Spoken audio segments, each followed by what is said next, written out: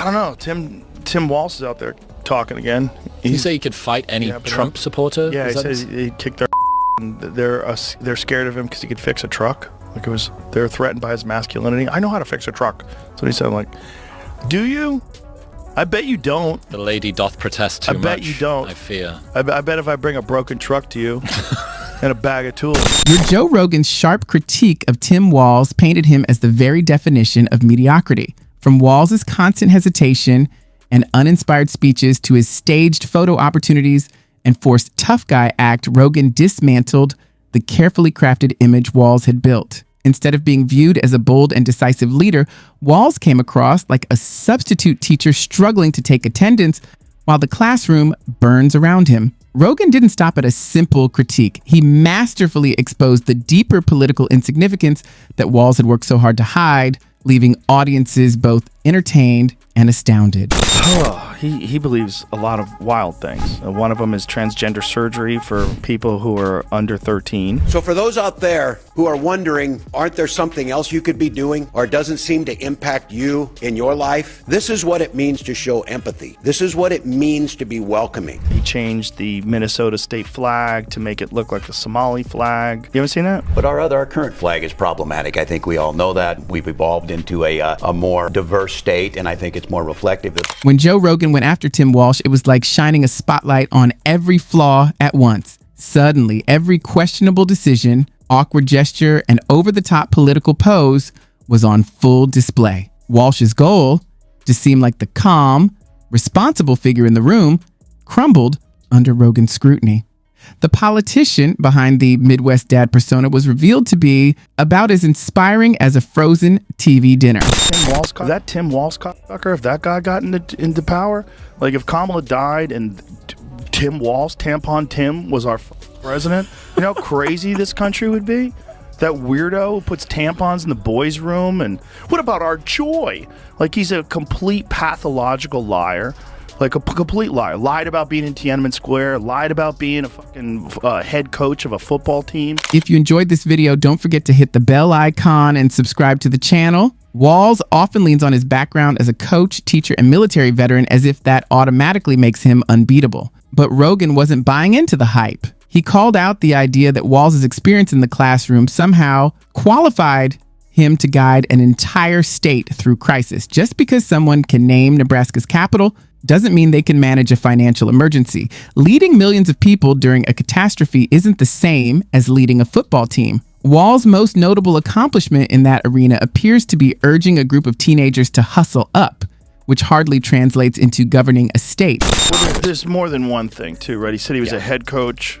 Yeah, he was a head coach. He was not a head coach. He was an assistant coach, which is an honorable thing. There's nothing wrong with being an assistant coach. Yeah, absolutely. And he also inflated his actual rank, right? He was slated to achieve a certain rank, right? And how did it go? Like he had to commit to the fact that he wasn't going to retire in order to achieve his rank. Is that what it was? He didn't finish essentially the program, the coursework, for a command sergeant major. Next comes Walz's response to criticism. His attempts at detailed, thoughtful answers often feel more like a high school principal explaining why Pizza Day was canceled. Rogan poked fun at the long pauses, the carefully measured words, and the effort to seem knowledgeable while saying very little. Walz rarely takes bold stances. In the political arena, his remarks blend into the background, like wallpaper, bland, beige, and guaranteed to put you to sleep. But what does it look? Okay, but what does it look like now? That's what I was trying to get to. Okay, on the left is Somali flag. On the right is the Minnesota state flag. Okay, same color as Somali flag, a white star, a different white star in it, like the Somali flag. Very different than the original Minnesota flag. And there's the video down below that. That's when he changes it out. Moreover, Walz's approach to crisis management is like fumbling through a dark cave with only a phone flashlight. During the 2020 Minneapolis incident, Rogan criticized his response, noting that Walz somehow managed to disappoint everyone at once. Too cautious, too hesitant, and too slow to show control while chaos unfolded around him. If leadership means taking decisive action, Walz's strategy seemed more about staying under the radar and hoping nobody noticed. Rogan compared it to watching someone try to extinguish a fire with a tiny spray bottle, Lots of effort, but no real results. That's all it is. Obviously. There's video of Tim Walz doing the exact same thing. Right.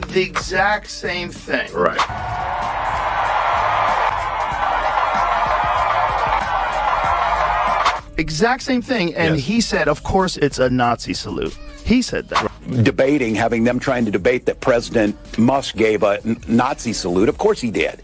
This is how crazy things have gotten. Like, it's coordinated propaganda. Walz's attempts to project toughness only made things worse. When under pressure, he often brags about his military service and highlights his credentials. But Rogan wasn't having it. Walz frequently mentions his time in the National Guard during interviews. It's like a guy at the gym who can't stop telling everyone he benched 3 plates in college, Rogan joked. While his service is commendable, it doesn't turn every questionable political move into a well-thought-out strategy. Wearing a uniform once doesn't make current policies any less flawed. Walz often acts as if he's running a bake sale instead of governing a state. He tries to please everyone when tough decisions arise, which usually leaves no one satisfied. Rogan compared it to a comedian avoiding edgy jokes to keep the audience happy, resulting in 2 hours of discussion about airplane food instead of anything meaningful. When he changes it out. So he takes out the Minnesota state flag. Oh, hold on a second.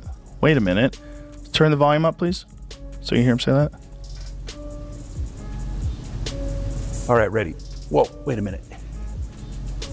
So he gets the flag, picks it up, moves it out of the way, and replaces it. Look at this.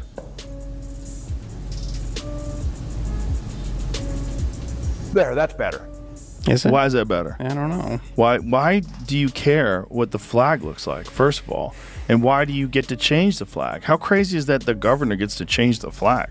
Like, who else is involved in that decision to change the flag? Is that what happened? For Walz, blending in seems more important than presenting compelling ideas. His speeches, carefully vetted by multiple committees, were relentlessly dissected by Rogan. Walz appears determined to convey as much information as possible using the fewest words, which Rogan dubbed a Midwestern-style word salad. His addresses were packed with cliches that could fit any party platform, but they lacked charisma. Walz may look like an ordinary person, but it's a case of beige mediocrity, not genuine relatability.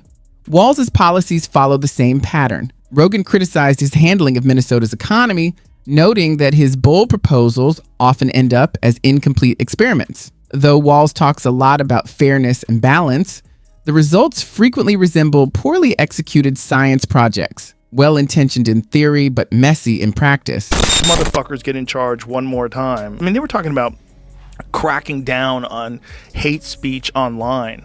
Like, that free speech is not hate speech. That Tim Walz guy was actually saying that. I think we need to push back on this. There's no guarantee to free speech on misinformation or hate speech, and especially around our democracy.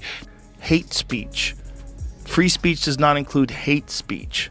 Like, what are you, by whose fucking definition? Yours? A guy who thinks tampons should be in the boys' room? Rogan compared Walz's efforts to inspiring others to someone trying to launch a homemade rocket made of soda bottles, lots of energy, but never leaving the ground. His attempts at motivation fall flat as well. Rogan pointed out that Walz's speeches about unity and resilience hit with the emotional impact of a dentist's voicemail reminder.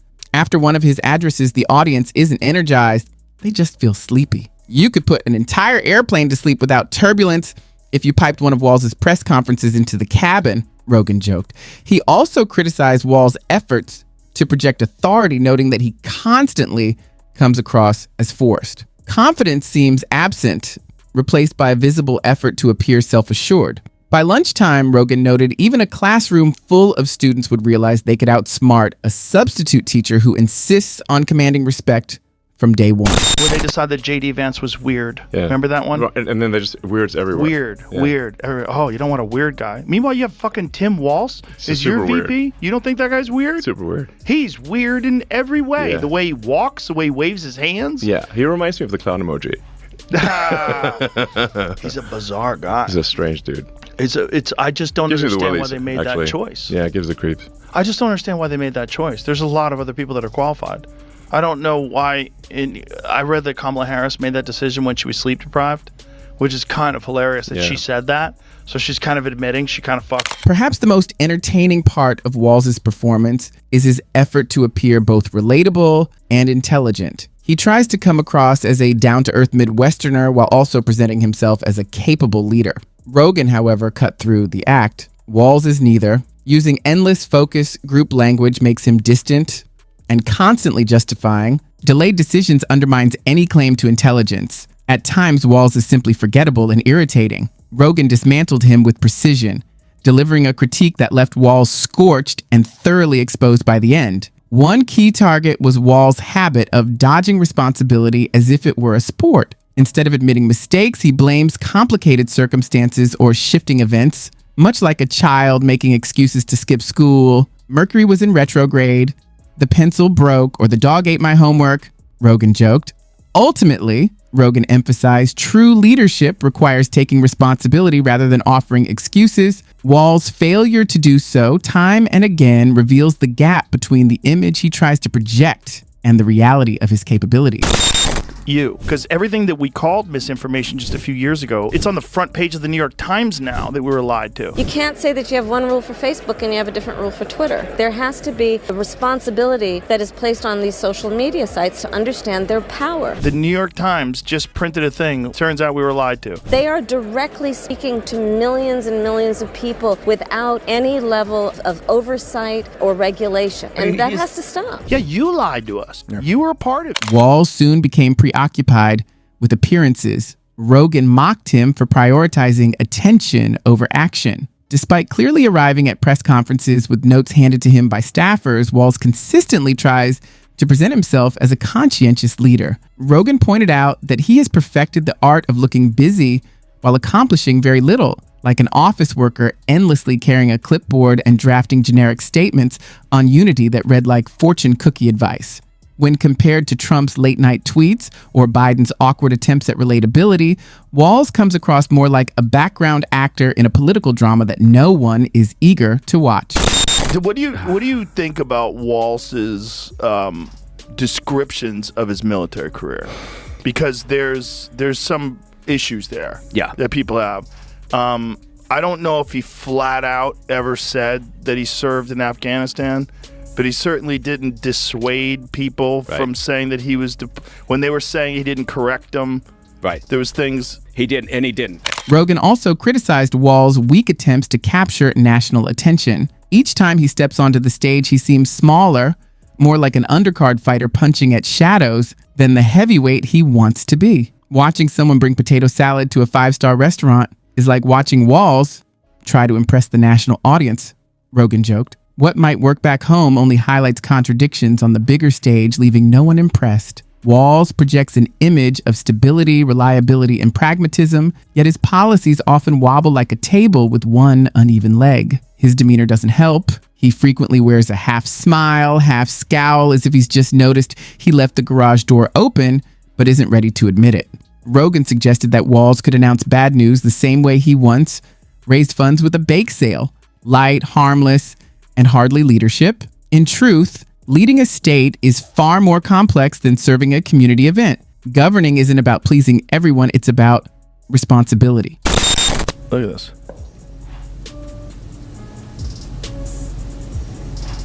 There, that's better. Is it? Why is that better? I don't know. Why do you care what the flag looks like, first of all? And why do you get to change the flag? How crazy is that the governor gets to change the flag? Like, who else is involved in that decision to change the flag? Is that what happened? I don't know. Usually it's a big event. They let people pick. Rogan tore apart Walz's constant attempts to appear neutral as if avoiding a firm stance were a virtue. In truth, it made him seem like someone perpetually stuck on a fence, afraid to lean one way or the other. Rogan even called him the Switzerland of American politics, drab, indifferent, and completely disconnected. Perhaps the harshest critique was how forgettable Walz is. He doesn't stir controversy, inspire action, or energize the public. Unlike Trump or AOC, he doesn't even provoke strong reactions. He simply exists. Rogan joked that most Americans would struggle to pick him out of a lineup of insurance salesmen. In politics, standing still is a liability. While people wait for something compelling to happen, Walz blends into the background, a presence easily ignored. Rogan emphasized that Walz's reluctance to take risks, his fear of upsetting anyone, has left him in a safe but ineffective center. Silence diminishes a leader's visibility, and holding a title without making an impact does little for credibility. The carefully maintained, approachable image Walz tried to project was stripped away during Rogan's roast, revealing a hollow facade that offered little substance behind the polished exterior. What made Walz truly memorable was not any of his accomplishments, but rather how insignificant he seemed when he tried to stand out. Every effort to appear decisive or charismatic was overshadowed by his own mediocrity. Rogan highlighted this repeatedly. Walz's speeches were carefully scripted, overly cautious, and filled with cliches, yet they failed to inspire anyone. His crisis management, attempts at motivation, and even his military background were all dismantled as hollow gestures, exposing the gap between the image he projected and the reality of his leadership. Walz's attempts to appear relatable, a Midwestern dad persona, a conscientious press conference demeanor, or even a polished appearance, were similarly undercut. Rogan's comparisons from a substitute teacher fumbling through roll call to someone trying to extinguish a fire with a tiny spray bottle made it clear that Walz's efforts to lead were not only ineffective, but also laughably inadequate. He avoided responsibility, relied on excuses, and sought attention without action, blending into the background rather than standing out. Ultimately, Walz was undone not by personal attacks, hatred, or political opposition, but by the weight of his own indelible legacy, a series of choices and habits that rendered him forgettable and unremarkable. His failure to take risks, inspire confidence, or make bold moves left him permanently tethered to the center, a man more concerned with appearances than action. Rogan didn't just roast him for entertainment. He exposed a pattern of indecision, blandness, and hollow leadership that no amount of spin could disguise. In the end, Walz wasn't merely criticized, he was overshadowed by his own story. The public, the media, and even Rogan himself reminded everyone that being unmemorable in politics can be more damaging than failure. By the time the roast concluded, Walz's persona had been thoroughly examined, leaving behind the cautionary tale of a politician whose title meant more than his impact.